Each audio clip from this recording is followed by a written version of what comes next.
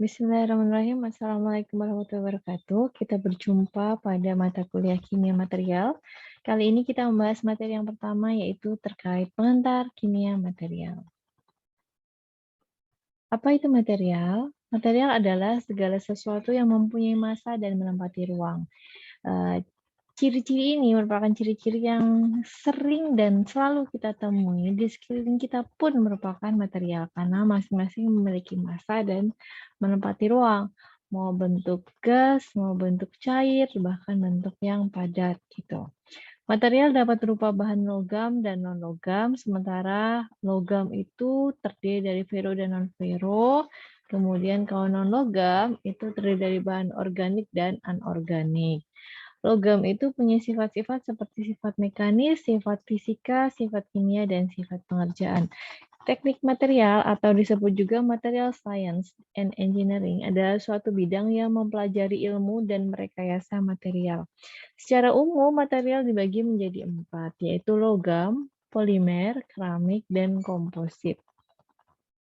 Oke, nah, kimia material itu sebenarnya berbagai disiplin ilmu kita bisa temukan di sana. Jadi kimia dasar iya, material teknik iya, begitu kan.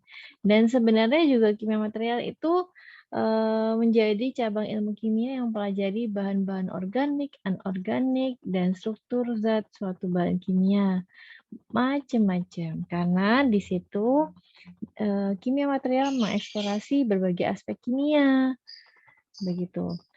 Contohnya adalah material fotonik, material informasi, material cerdas, biomaterial, material biomedis, material energi, material berpori, material keras, polimer maju, dan material-material lain dengan modifikasi permukaan dan antarmuka. Nah, ini nanti beberapa kita akan pelajari seperti kita akan mempelajari smart material, kemudian kita akan mempelajari polimer, kemudian advance material, dan lain-lain. Itu nanti akan kita pelajari lebih lanjut. Jadi memang tidak semuanya kita bahas, tapi ada beberapa yang kita pelajari.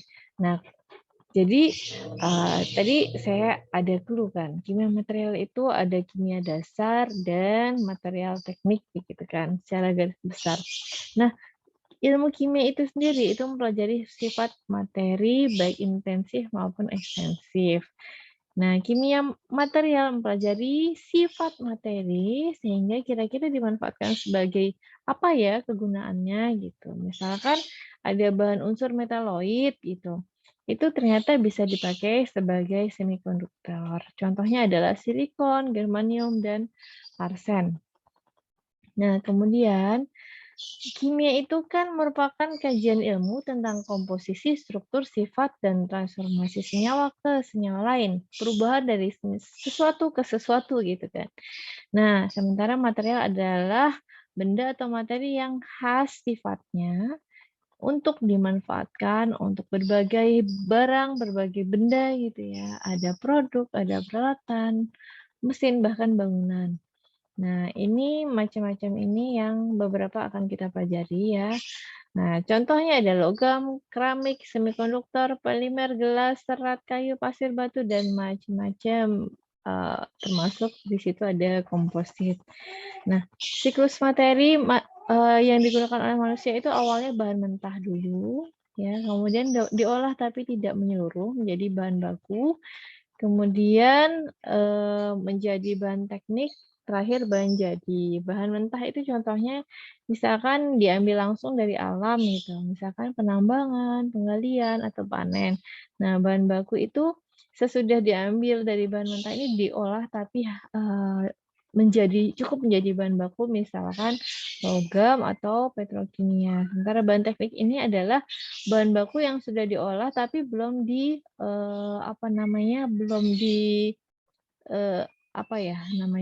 belum disusun, belum dibentuk, belum di assembly gitu kan, belum dirakit. Nah, itu misalkan jadi kawat, besi, beton, plastik, kayu gitu. Nah, sesudah di assembly akhirnya jadi bahan jadi itu misalkan kursi, lemari, lampu. Kajian kimia material memanfaatkan sifat-sifat materi agar dapat dimanfaatkan untuk fungsi tertentu dari bahan baku hingga menjadi bahan jadi. Nah, ini contoh-contohnya. Jadi ada unsur metaloid, itu memiliki sifat yang dapat dimanfaatkan sebagai semikonduktor. Dan ternyata dari sifat metaloid yang dapat dimanfaatkan sebagai semikonduktor ini, itu kemudian dikembangkan dan bisa dimanfaatkan sebagai light emitting diode untuk display atau biasa kita sebut LED. Prosesnya itu perlu memperhatikan berbagai aspek seperti kecepatan pembuatan, otomatisasi, teknologi yang ramah lingkungan, dan lain-lain. Kenapa di situ ada kecepatan pembuatan? Iya, karena memang ada bahan yang ketika dia berproses ya, berubah gitu, kalau dia proses membuatnya itu lama, nah nanti tidak optimal. Misalkan kayak gelas ya, gelas kan dari kaca cair gitu. Nah, bentuknya itu harus cepat gitu. Itu contoh-contohnya. Kemudian secara garis besar ini adalah pengelompokan materinya ya berdasarkan jenisnya. Misalkan logam dan alloy, ini logam ya. Kemudian polimer dan komposit, kemudian keramik, material alamiah, dan material elektronik dan semikonduktor. Keramik itu di dalam situ contohnya apa? Material seperti semen. Semen termasuk keramik ternyata ya. Mhm. Gelas, kemudian kaca, ternyata itu ada bagian dari keramik. Kemudian material alamiah itu ada kayu, karet, nah itu alamiah. Nah, jenis ikatan material itu ada ikatan ionik, ikatan kovalen, ikatan semikovalen, dan ikatan logam. Ikatan ionik itu terjadi pada material berbentuk logam maupun non-logam. Contohnya adalah material keramik. Kemudian ikatan kovalen pada material polimer itu biasanya terjadi pada material yang bukan logam. Kemudian ikatan semikovalen itu biasanya ada pada semikonduktor. Jadi berteman ya semikovalen dan semikonduktor. Itu contohnya adalah metaloid yang tadi dijelaskan sebagai LED. Kemudian ikatan logam pada material logam dan alloy. Nah, ini alloy itu apa? Logam transisi. Baiklah, kemudian klasifikasi material berdasarkan fungsi. Jadi klasifikasi berdasarkan fungsi itu ada estetis, struktur, dan fungsional. Estetis itu hanya untuk estetika aja, keindahan dan aksesoris saja, dan di situ tidak membutuhkan banyak teknologi.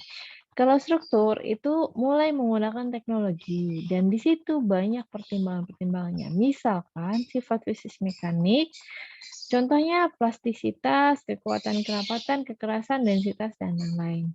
Kemudian berikutnya adalah yang berdasarkan fungsi adalah fungsional itu. Jadi fungsi itu sendiri, fungsi untuk melakukan tugas tertentu. Contohnya mengubah energi listrik menjadi energi cahaya gitu kan. Lampu neon, nah itu mengubah dari energi listrik jadi cahaya. Kemudian menahan panas, dan ada lagi fungsi yang lebih tinggi yang biasanya digunakan untuk material cerdas, itu biasanya pada sensor dan aktuator.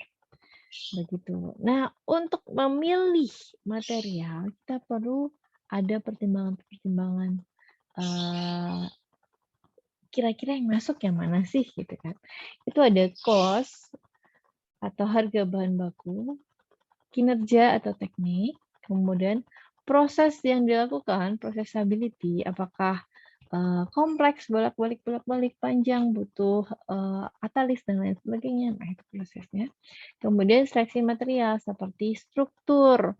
Jadi dia punya sifat kekakuan dan densitas contohnya. Kemudian ada fungsi optik. Nah, misalkan dia ada indeks bias dan kerapatan materialnya. Begitu. Nah, sekian ini adalah contoh-contoh contoh-contoh bahan-bahan ya, bahan-bahannya itu ada logam dan alloy, polimer. Nah, nanti kita akan kan lebih lanjut di pertemuan-pertemuan selanjutnya. Nah, kali ini kita sudah membahas tentang pengantar kimia material. Ingat, apa itu material? Kimia material itu apa? Kemudian dia hubungannya dengan bahan mentah, bahan baku, bahan teknik, bahan jadi, seperti itu kan. Kemudian, pengelompokan jenis materinya itu seperti ini, kemudian ikatannya seperti ini, kemudian ada pengelompokan juga berdasarkan fungsi, dan ini adalah pertimbangan-pertimbangannya, begitu. Baik, semoga bermanfaat. Terima kasih. Wassalamualaikum warahmatullahi wabarakatuh.